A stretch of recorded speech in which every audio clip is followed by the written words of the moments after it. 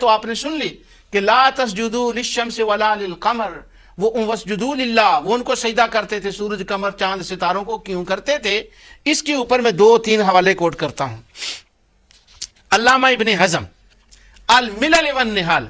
یہ میں نے ابتدا میں بتایا نا، مولانا حسین علی صاحب کہتے ہیں یہ فیض ابن تیمیہ کا ہے، تو میں نے کہا تھا میں ذرا آگے بھی جاؤں گا کہ ابن تیمیہ کے پاس یہ فیض کہاں سے آیا ہے۔ ان میں سے جس رستے سے یہ فیض آیا ہے ان میں ایک علامہ ابن حزم ہے۔ تو علامہ ابن حزم اپنی کتاب الملل والنحال میں یہ لکھا ہے، اور حافظ ابن تیمیہ نے اپنے فتاویٰ کے اندر فتاویٰ کتاب الربوبیہ، کتاب الالوہیہ اور سائبین کا ذکر کرتے ہوئے یہ بات کی ہے۔ وہ کہتے ہیں کہ بات یہ ہے کہ جو لوگ مشرک حضور علیہ السلام سے پہلے ابراہیم علیہ السلام کے زمانے میں بھی وہ ستاروں کی چاند کی ورشپ کرتے تھے، جیسا کہ قرآن کے مختلف مقامات پر اس کا ذکر آتا ہے۔ اس وقت اس کا ذرا مجھے ٹائم نہیں، اجازت نہیں دے رہا۔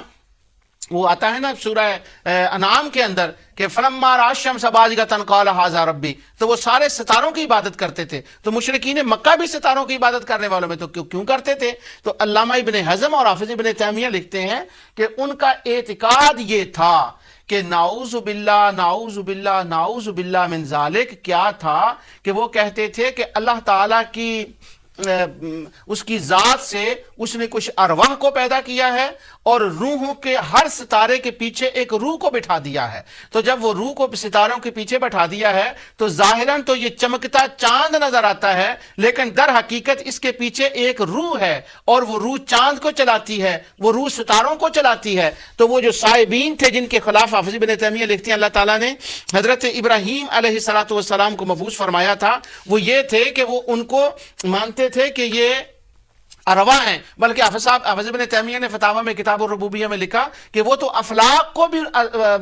مانتے تھے کہ ان کے اندر بھی ارواح ہیں، کواکب کو بھی مانتے بھی ان کے اندر روح ہیں۔ تو ظاہراً تو پرستش تھی سورج کی اور چاند کی اور ستاروں کی، تو در حقیقت پرستش تھی ان ارواح کی جو ان کے ذہن میں، ان کے خیال میں کاہنوں نے ان کے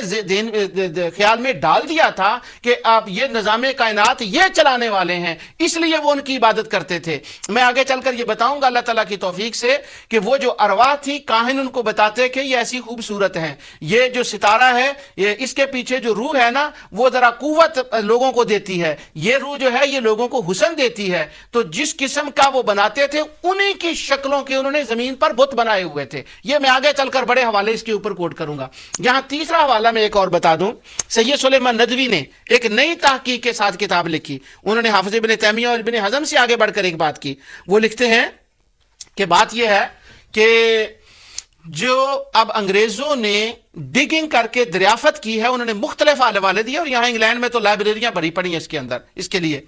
فلسطین کے اندر، یمن کے اندر، شام عرب کے اندر، جب وہ کہتے ہیں ان علاقوں میں جہاں بتوں کی پوجا ہوتی تھی، وہ کہتے ہیں جب ان کو ڈگ کیا تو نیچے سے نکالے گیا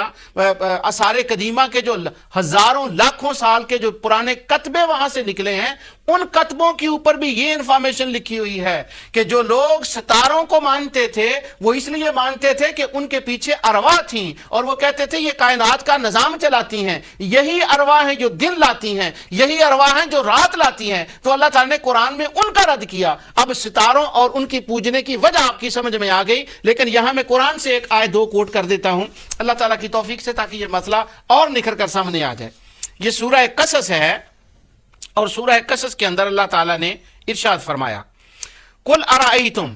یہ 71 اور 72 دونوں آیت ہیں، بڑی توجہ سے ان آیات کو سنیں، اور جو ستاروں کو ان ارواح کے ذریعے ان کی پوجا کرنے والے ہیں ان کو دیکھیں۔ اللہ تعالیٰ فرماتا ہے قل ارائیت سوری میں پہلی دوسری آیت شروع کر دی، میں نے پہلی 73 والی، ومن آیاتہ سوری معاف کیجیے گا، ہاں قل ارائیتم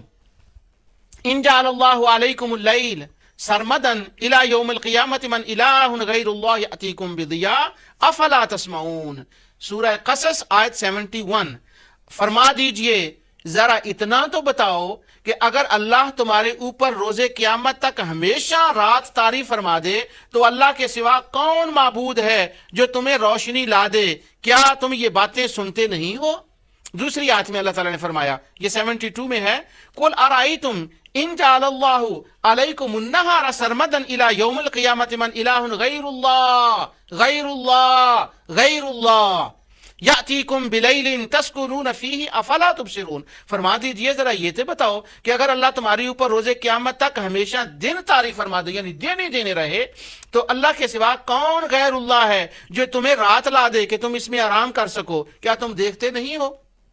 यानी उनका ये अकीदा था, वो कहते थे कि ये जो रात आती है ये वो माबूद लाता है जो चांद के पीछे छुपा हुआ है, और जो दिन आता है ये वो माबूद लाता है जो सूरज के पीछे छुपा हुआ है। तो सूरज और चांद का निजाम जो उसका क्लॉक सिस्टम है ये अल्लाह नहीं चलाता, नाउजुबिल्लाह, ये वो चलाते हैं जो इनको पीछे चलाने वाले हैं। सैयद सुलेमान नदवी ने अर्जुल कुरान के अंदर इसके ऊपर बहस की है कि जो अंग्रेजों ने, मैं उनका हवाला इसलिए दे रहा हूं कि डायरेक्टली अगर मैं गोरों का हवाला दूं ना कि वो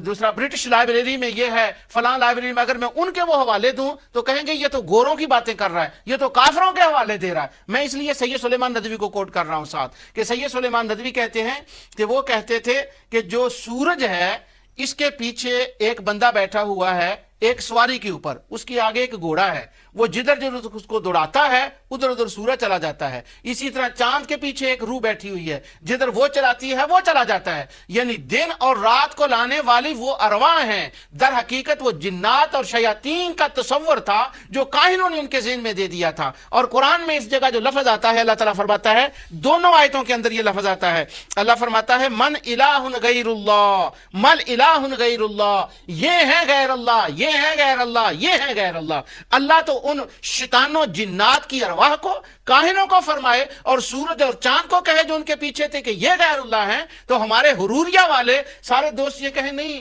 जहां कुरान में गैर अल्लाह आता है उसका मतलब होता है वो नबी हैं, वो वली हैं, वो पीर हैं, वो फकीर हैं, वो अहले कुबूर हैं। और इस